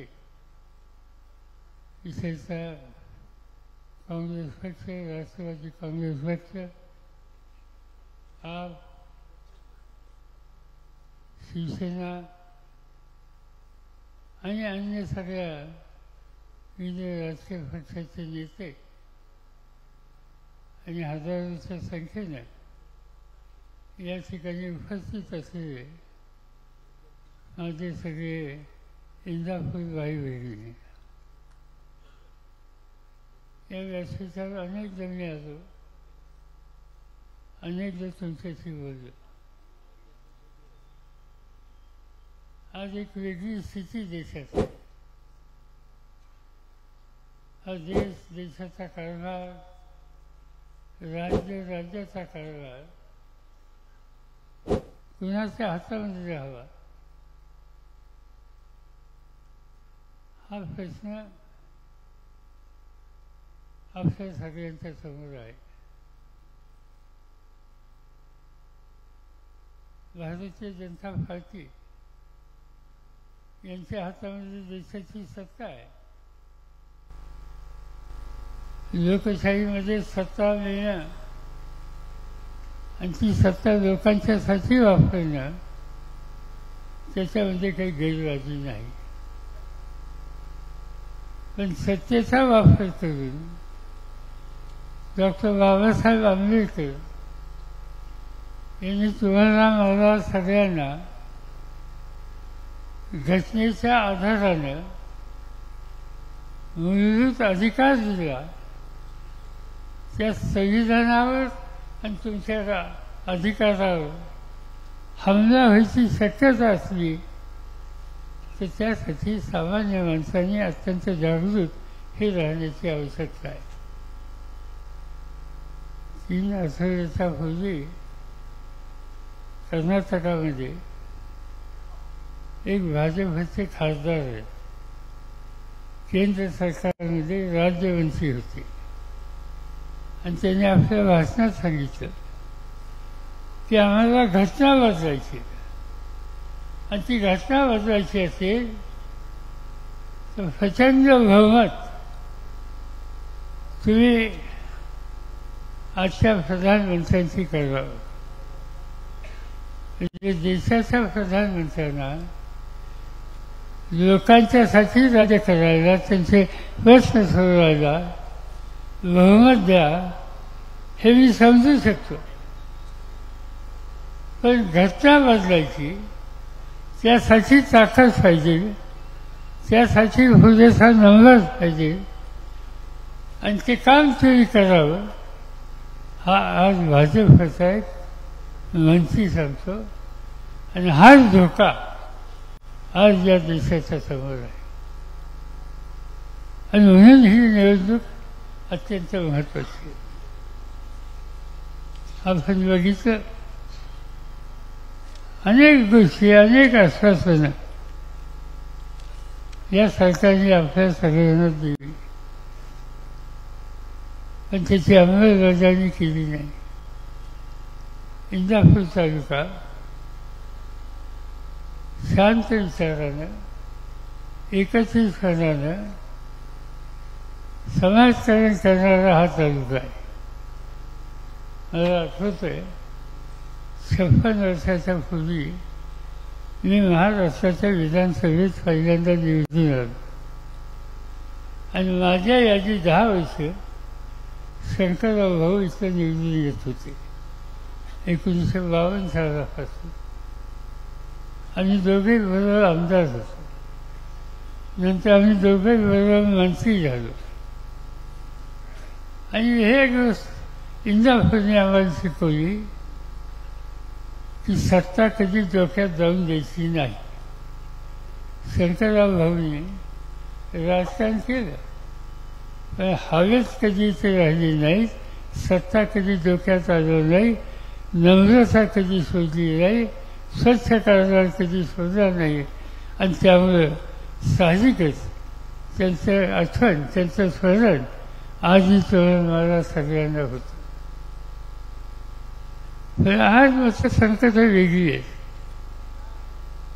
आणि त्यासाठी एक दुसरीची आवश्यकता आहे. प्रश्न खूप आहेत.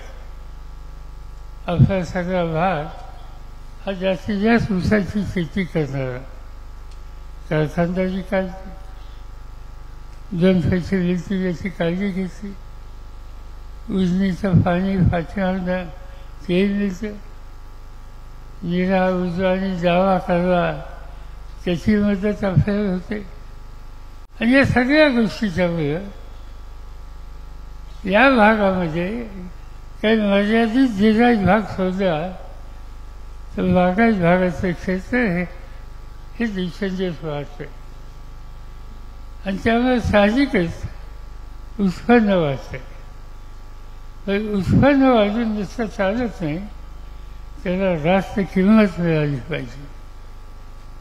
अर्थात शिवसेनेच्या नेत्यांनी आपल्या भाषणात सांगितलं की प्रधानमंत्र्यांनी सांगितलं होतं की 16-17च्या अंदाजपत्रकामध्ये शेतकऱ्याचं उत्पन्न 2022 पर्यंत आज 24 आहे दुप्पट करण्याचं आश्वासन दिलं. काही घडलं का? तुमचं उत्पन्न दुप्पट झालं? काही दिसत नाही. 2024 आहे 22ला होणार होतं 24ला तुमचं उत्पन्न वाढलेलं नाही. यावेळी अनेक निकालाचे घेतले जसा उल्लेख त्यांनी केला.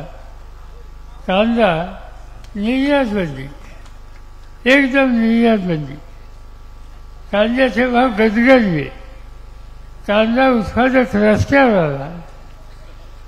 त्यामुळे तो कापूस उत्पादन करणारा शेतकरी तोही हवालदिल झाला आणि या सरकारला त्याची काळजीची चिंता नाही. माझ्याकडे ज्यावेळेला शेती खात्याचं काम होतं आणि आम्ही कांदा हा परदेशात जायची काळजी घेतली आणि त्याचा परिणाम इथे कांद्याचे भाव वाढले आणि कांद्याचे भाव जेव्हा वाढले तेव्हा पार्लमेंटमध्ये मी बघितलं इथं उत्पादक गळ्यात कांद्याच्या माळा घालतोय तिथं भाजपवाले गळ्यात कांद्याच्या माळा घालू लागले पार्लमेंटमध्ये आणि घोषणा करायला लागले शरद पवार होश पे आओ प्याज की किंमत नीचे लाओ. दंगा केला ते. आमचे जे सभापती असतात त्यांनी मला सांगितलं की भाव खाली आणण्याची मागणी आहे तुम्ही याच्यात खुलासा करा. खुलासा करा सांगितलं. खुलासा करावा लागला. मी सांगितलं कांदा हा जिरायत शेतकऱ्याचं पीक आहे. वर्षातून एकदा त्याला पीक मिळतं आणि कधीतरी भाव मिळतो. कधीतरी भाव त्याला मिळतो ही स्थिती असताना त्याचा लाभ शेतकरी घेत असेल तर कांद्याचे भाव खाली आणा तुम्ही म्हणता. मी शेती मंत्री आहे तोपर्यंत कांद्याचे भाव खाली येऊन देणार नाही. तुम्ही काही करा. तुम्ही घरात कांद्याच्या माळा घाला नाही तर कवल्याच्या माळा घाला. आमचं धोरण बदलणार नाही आणि त्याचं कारण काळ्या आईची सेवा करणारा हा इमानदार शेतकरी त्याचा संसार टिकवायचा असेल तर त्याच्या घामाची किंमत ही त्याला द्यायलाच पाहिजे आणि ती दिल्याशिवाय गत्यंतर नाही. आजचं सरकार त्याबद्दलचा विचार करत नाही. साखर आपण बनवतो, देशाची गरज भागून ज्यादा साखर वापरते, परदेशात पाठवतो.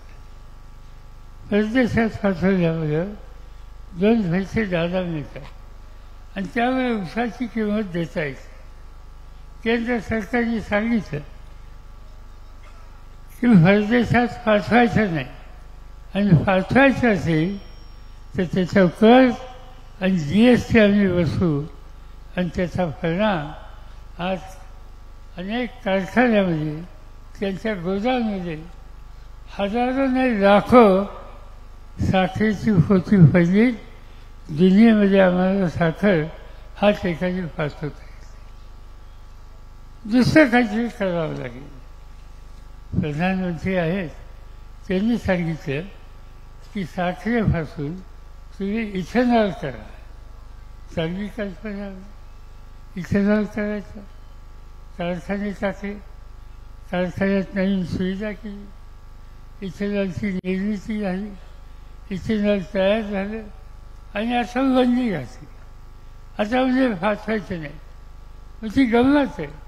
प्रधानमंत्री सांगतात इथेनॉल करा, प्रधानमंत्री सांगतात कारखान्याने नवीन डिस्टिलरी काढली पाहिजे, प्रधानमंत्री सांगतात याला आमची परवानगी आहे आणि हे सगळं केल्याच्या नंतर त्याचं बंधन घालतात आणि त्याचा परिणाम त्या कारखान्याच्या डोक्यावर इथेनॉलच्या कारखान्याचं ओझं राहिलं, बँकेचं कर्ज काढलं आणि त्याचा परिणाम आज ऊसाची किंमत ही देण्याची ताकद त्या ठिकाणी राहिलेली आहे. याचा अर्थ आहे की ज्यांच्या हातात सत्ता आहे त्यांना शेतकऱ्याच्या प्रश्नाची जाण नाही आणि त्याचा परिणाम हाच होतो. एका बाजूने महागाई आहे, दुसऱ्या बाजूनं बेकार आहे, तिसऱ्या बाजूनं भ्रष्टाचार आहे आणि हे सगळं घडतं या देशामध्ये. आणि हे घालायचे असेल तर चुकीचे निर्णय जे घेतात त्यांना सत्तेपासून बाजूला करणं हे तुमचं माझं कर्तव्य आहे आणि ते काम या ठिकाणी आज आपण केलं पाहिजे. आज हे सरकार करते काय? सरकार विरोधकांना अडचणीत कसं आणता येईल. आता सांगितलं या ठिकाणी शिवसेनेचे नेते राऊत साहेब त्यांनी टीका टिप्पणी केली, जनतेची मांडणी केली, सामनामधून सरकारचं धोरण चुकीचं आहे कसं हे सांगितलं, त्यांना तुरुंगात टाकलं, काही महिने तुरुंगात. शेतकऱ्यांच्या प्रश्नावर अनिल देशमुख गृहमंत्री जे राज्याचे त्यांनी काही मांडणी केली, त्यांना 1 वर्ष तुरुंगात. आता इथे थांबले नाही. झारखंड नावाचं राज्य आहे, आदिवासींचं राज्य, तिथल्या मुख्यमंत्र्याला तुरुंगात आणि गेल्या आठवड्यामध्ये दिल्लीच्या मुख्यमंत्र्याला तुरुंगात टाकलं. केजरीवाल हा एक चमत्कारिक मुख्यमंत्री आहे. दिल्लीमध्ये त्यांनी जनतेच्यासाठी दवाखाने काढले, जनतेच्यासाठी त्यांनी शाळा काढल्या आणि सबंध हिंदुस्थानाचं आदर्श शाळा, आदर्श दवाखाना कसा असतो हे बघायला लोक त्या ठिकाणी येतात. असं मोठं काम केजरीवालने केलं आणि आज तर केजरीवाल तुरुंगात. कशासाठी? काही नाही. प्रधानमंत्र्यावर काही धोरणावर टीका केली होती. हा केजरीवाल त्यांनी मागची निवडणूक केली, 80 आमदाराच्या जागा होत्या त्यांच्याकडं. त्यांच्या किती निवडून आल्या माहिती आहे? 80 मधल्या 78. फक्त 2 जागा त्यावेळी विरोधी पक्षांना मिळाल्या.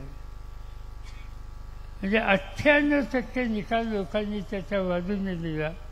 एवढा लोकप्रिय मुख्यमंत्री आज तुरुंगात आहे. का? तो प्रधानमंत्र्यांच्यावर टीका करतो. आज ही सवन सत्ता जी वापरली जाते ती विरोधकांना तुरुंगात टाकण्याच्यासाठी. केजरीवालांचे 2 मंत्री तुरुंगात आहेत. ममता बॅनर्जी या मुख्यमंत्री आहेत बंगालच्या, त्यांचे मंत्री तुरुंगात आहेत. अनेक ठिकाणी लोकांचे प्रतिनिधी तुरुंगात टाकून एक प्रकारची दडपशाही या देशात सुरू केलेली आहे. आणि त्यामुळं साहजिकच एक संकटाचं चित्र आज देशामध्ये दिसते. आणि हे आपल्याला बदलायचं. हे बदलायचं असेल तर एकजूट असली पाहिजे. माझी खात्री आहे महाराष्ट्रामध्ये उद्धव ठाकरे असतील, मी असेल, काँग्रेस पक्षाचे नेते बाळासाहेब थोरात असतील, आणखी आमचे नेते असतील, या सगळ्यांना आज एकत्र येऊन एक प्रकारचं राज्याला आणि देशाला पर्याय द्यायला यंत्रणा आपण उभी केली पाहिजे. ही भूमिका आम्ही लोकांनी घेतली आणि ती आम्ही करणार आहोत. संकट मोठी. तुम्ही वाचतात दिल्लीमध्ये वर्षभर पंजाबमधले हरियाणातले शेतकरी दिल्लीच्या सीमेवर येऊन आंदोलन करतात. 1 वर्ष दिल्लीचा उन्हाळा भयंकर कडक असतो, दिल्लीची थंडी भयंकर कडक असते. पण या थंडीचा उन्हाचा विचार न करता 1 वर्षभर काही हजार शेतकरी त्या ठिकाणी बसतात आणि शेतीमालाच्या किमतीचा प्रश्न त्या ठिकाणी मांडतात. आजचं मोदी सरकार त्यांच्याकडे झुंकून बघायला तयार नाही. अशांच्या हाताचं सत्ता काढणं हे तुमचं माझं सगळ्यांची आवश्यकता आहे. आणि ते करायचे असेल तर अनेक निकाल आपल्याला घ्यावे लागतील. निवडणुका या जवळ आल्या. हे सरकार निवडणुका नक्की कशा होऊन देतील याची आज खात्री वाटत नाही. ज्याचा उल्लेख बाळासाहेबांनी केला की काँग्रेस पक्ष देशाचा महत्त्वाचा प्रश्न, गांधी नेहरूंचा प्रश्न, आज त्या पक्षाला लोकांच्या समोर जायचं असेल, लोकांच्या समोर आपली मांडणी करायची असेल तर त्यासाठी काही गोष्टी छापाव्या लागतात, प्रचार करावा लागतो, सभा घ्यायला लागतात, लाऊडस्पीकरवर बोलायला लागतं आणि त्यासाठी खर्च येतो.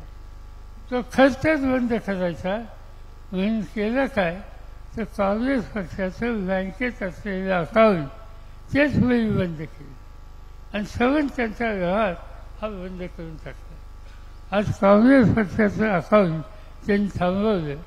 उद्या त्याला तुम्ही भूमिका घेतली तर तुमचंही खातं ते बंद करतील आणि 2 पैसे कष्टाने तुम्ही मिळवले तो तुमचा वापरायचा अधिकार हा सुद्धा उद्ध्वस्त करतील. एवढी चौकशी भूमिका आज या राज्यकर्त्यांची होते. आणि म्हणून हा संकटाचा प्रसंग आहे. इथे एकत्र झालं पाहिजे, त्यांचा पराभव झाला पाहिजे आणि ते करण्याच्यासाठी ठिकठिकाणचे आघाडीचे उमेदवार कुठे शिवसेनेचा असेल, काँग्रेसचा असेल, राष्ट्रवादीचा असेल, अन्य सरकारांचा असेल तो विजय करणं हे तुमचं माझं काम आहे. या निवडणुकीमध्ये जे उमेदवार आहे सुप्रिया 3दा तुम्ही त्यांना मतांची संधी दिली, देशाच्या फायद्याने. पहिले 2 जे खासदार आहेत की ज्यांची उपस्थिती 98% आहे आणि सगळ्या महत्त्वाच्या गोष्टीवर त्या ठिकाणी मांडणी करतात, त्याच्यामध्ये तुमच्या खासदाराचं नाव देशात 2 नंबरला आहे. आणि त्यामुळे तुमच्यासाठी काम करणारं हे करणार. त्याला 1 नंबर तर 1 नंबर. मला कधी नंबर मिळाला, माझा नंबर खाली नसायचा. असं पण काम करणारा, तुमच्यामध्ये संपर्क ठेवणारा अशी व्यक्ती आज सगळ्यांच्या वतीनं आज तुमच्या सगळ्यांच्या सोबत गेली यावेळी खून बदलली आणि ती खून तुतारीची आहे. ती खून तुम्ही लक्षात ठेवा आणि मताचा विचार करा. एवढंच त्या ठिकाणी सांगतो. अधिक बोलण्यासारखं खूप आहे, पण पुढचे काही कार्यक्रम आहेत आणि या दोघांनाही मुंबईला जायचं आहे. त्यामुळे अधिक न वेळ घेता पुन्हा एकदा तुम्हा सगळ्यांना धन्यवाद देतो. माझे 2 शब्द संपले. गरजा हिंदुस्तान चॅनलला सबस्क्राईब करा आणि ताज्या घडामोडी जाणून घेण्यासाठी बेल आयकॉनवर प्रेस करा.